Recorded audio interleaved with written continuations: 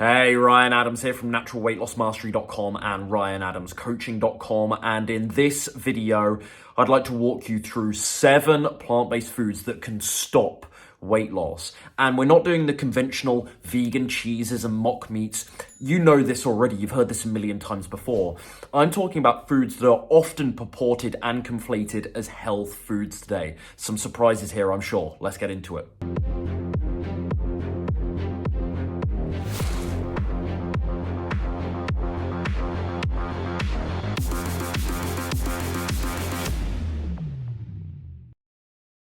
Now, before we jump into food number 1 on this list, I'd like to make something abundantly clear. You can eat any food on the planet, even a food universally seen as unhealthy, and still lose weight at the same time if the amount that you're consuming is appropriate relative to your overall diet. In other words, you can eat burgers all day for all I care and still lose weight at the same time if the amount of burger that you're consuming allows you to stay in a calorie deficit every single day. Of course, that's not my advice. I don't think that's a healthy, sustainable, holistic approach to weight loss, of course, but it is true and fair to say that that is absolutely possible. So by no means are the 7 foods that I'm about to share with you, should they be banned, or am I implying, that they should be avoided altogether for weight loss? Absolutely not. In fact, on the contrary, there are several foods on this list that I eat every single day, and I actually have my Vegan Slim and Sustain students eat every single day, would you believe? Now, simultaneously, as I alluded to in the intro, there are also several foods on this list that are often purported as being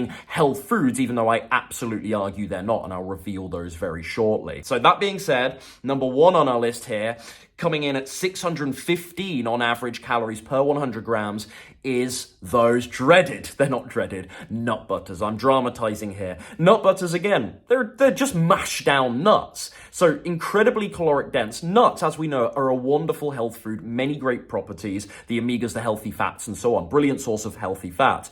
The problem with nut butter, though, is it's incredibly calorie dense, as I say, 615 calories or so per 100 grams, which is astronomical. So yes, you can still eat nut butter and lose weight, but you cannot be anywhere near as liberal as maybe something like hummus, or maybe a nice natural jam or jelly for my friends across the pond that you could lather on a slice of toast. You could be far more liberal with those things, and you wouldn't have to be worrying about over-consuming on a calorie front.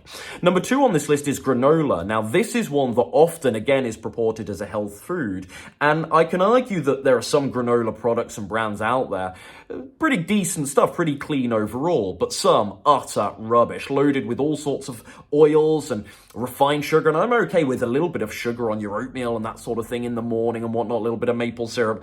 But some of these granolas, they're excessively sugary and therefore just such a big contributor of calories. Number 3 is coconut oil. I've talked about this extensively. I don't really need to go on about this. I think my audience understands.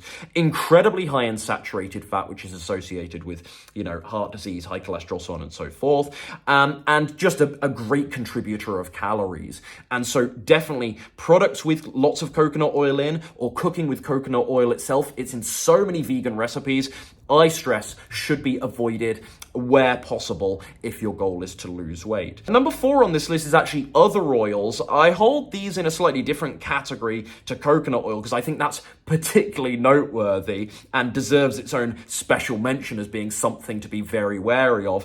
Other oils are not much better, frankly, I would suggest. Even those not so high in saturated fat, okay, you can argue that they're cleaner and healthier because they aren't so high in saturated fat.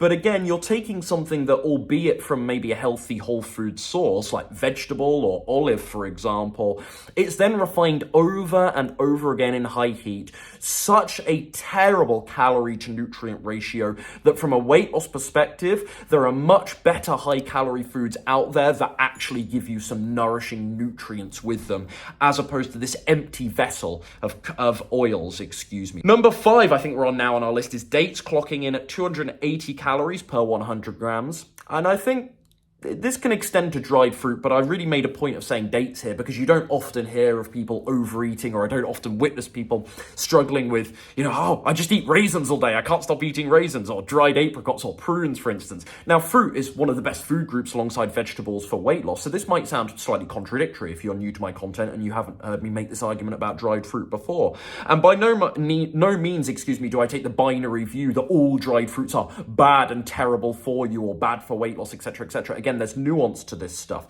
They can be fantastic. Dried fruits nowadays are they're not a large part of my diet, but I would suggest they're probably in my daily diet. There's raisins in my muesli. I occasionally, very rarely actually, but I occasionally have dates. So it's not as though I steer away from these things because I'm absolutely terrified about them. But again, a food can be simultaneously healthy, but also a great potential contributor of calories to your overall diet, and therefore not necessarily moving the needle for weight loss, and dates fall into this group. Number 6 is dark chocolate. Considerably, depending on brand, but considerably better than most everyday sort of milk chocolates. Dark chocolate, yeah, you can argue that you can have a bit of it every now and again, and you will be fine, of course, like many of the foods on this list. Everything in moderation is definitely something that's overemphasized, but it has some truth in it, right? You could have a bit of dark chocolate every day and you still would lose weight so long as you weren't having an absurd amount of it. Dark chocolate tends to weigh in at around 600 calories per 100 grams. So again, up there with the nut butters as very, very astonishingly, high in calories. That being said, I suppose devil's advocate on that, there's only so much dark chocolate, you can eat because of the bitterness anyway. And finally, number 7 on our list here. Can you predict it? I wonder. Some of you will have, I think. Tahini. Around 659 calories per 100 grams. Tahini, great source of sesame seeds. Sesame seeds, so many wonderful health benefits. Tahini I have pretty much most days. My clients more or less have every day because it's in their hummus. So again, I want to stress here, this is not a bad food. This is a wonderful food for you, tahini, but a mindfulness needed around it. If you're lathering on tablespoons onto some of your meals and wondering why you're gaining weight or why you're not losing weight, you could be giving away 200 calories of your daily diet to just a couple of tablespoons of tahini, and it's really not worth it comparatively versus other foods that you can load up on for the same or even less calories. So that's it, folks. Those are my 7 foods. Hope this helps you out. If you found the information in this video helpful, but you need that next level of instruction, support, and accountability to number 1, lose weight, number 2, learn how to easily keep it off this time round, and number 3, create healthy habits for life, click the link below. I'll tell you more about how I've helped over 300 men and women lose 10, 20, 30 or more pounds with simple plant-based meals without having to count or track their calories and with gentle exercise only. Click the link below this video.